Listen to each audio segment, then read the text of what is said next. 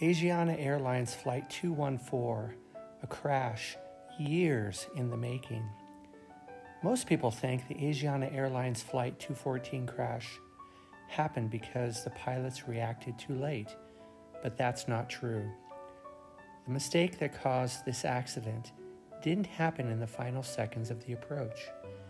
It began years earlier, quietly, gradually, inside a system that was working extremely well. This wasn't a story about reckless pilots or poor intentions. It was about how long-term success with automation reshaped human behavior in ways no one noticed until it mattered.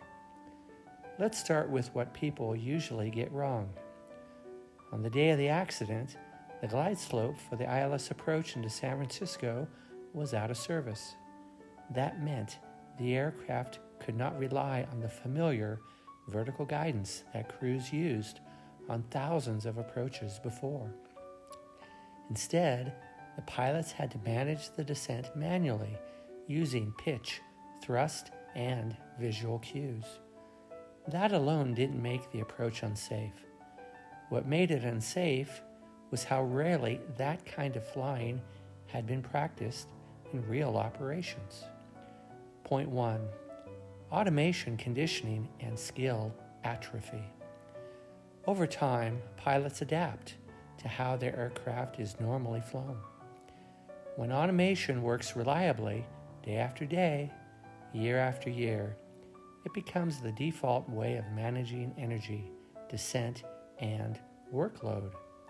That success has a side effect.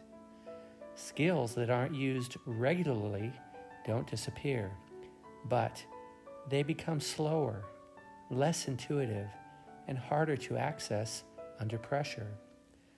This crew was fully qualified. They were experienced, and they were trained. But they had spent most of their operational flying managing automation, not manually controlling energy during a visual approach in a wide-body jet.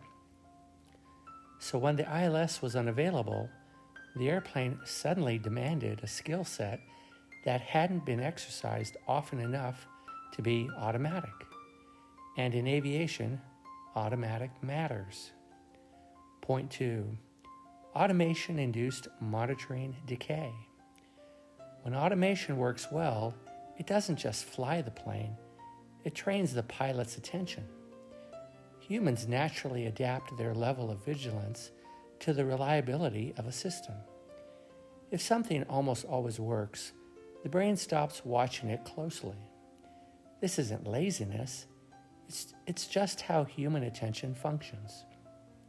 Over time, cross-checking becomes less active.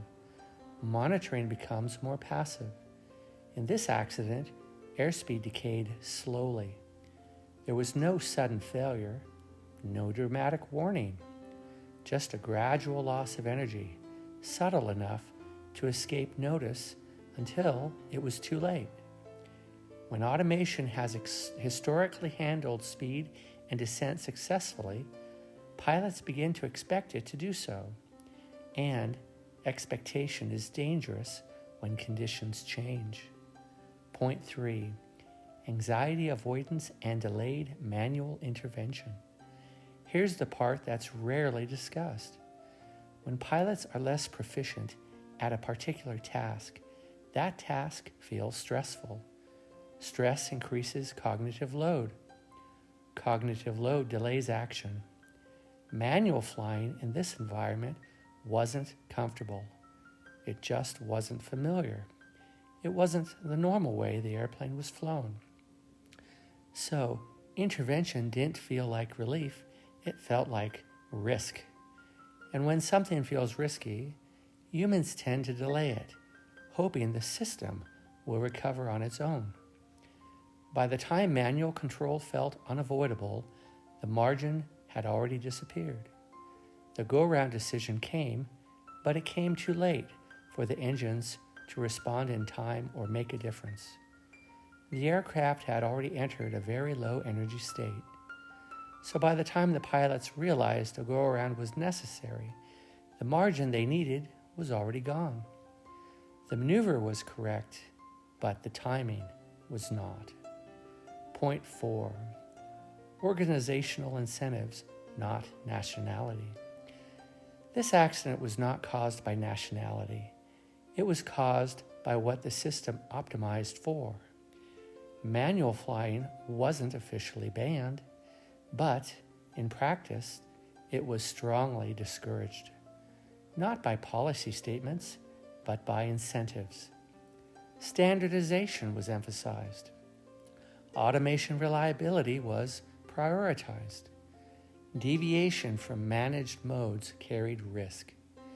And when a system consistently rewards one way of operating, pilots naturally avoid the other.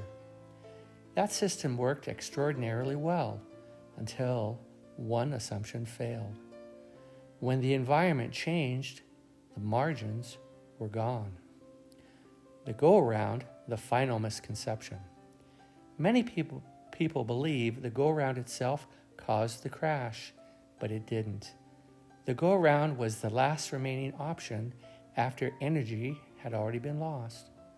Engines don't produce thrust instantly. At low altitude, seconds matter. This wasn't a failure of reaction, it was a failure of early recognition, shaped by years of automation success. The real lesson. Asiana 214 wasn't about bad pilots. It wasn't about how success changes behavior. Automation worked so well for so long that it reshaped how the pilots monitored, when they intervened, what felt safe, and what felt risky. This accident reminds us that technology doesn't just change airplanes, it changes people. And when we don't actively preserve the human skills beneath the automation, those skills quietly fade until the day we need them most. The tragedy of Asiana 214 isn't that the automation failed, it's that the automation succeeded, and no one noticed what it was slowly taking away. If you like this video, please comment, like, and subscribe. Thanks so much for watching.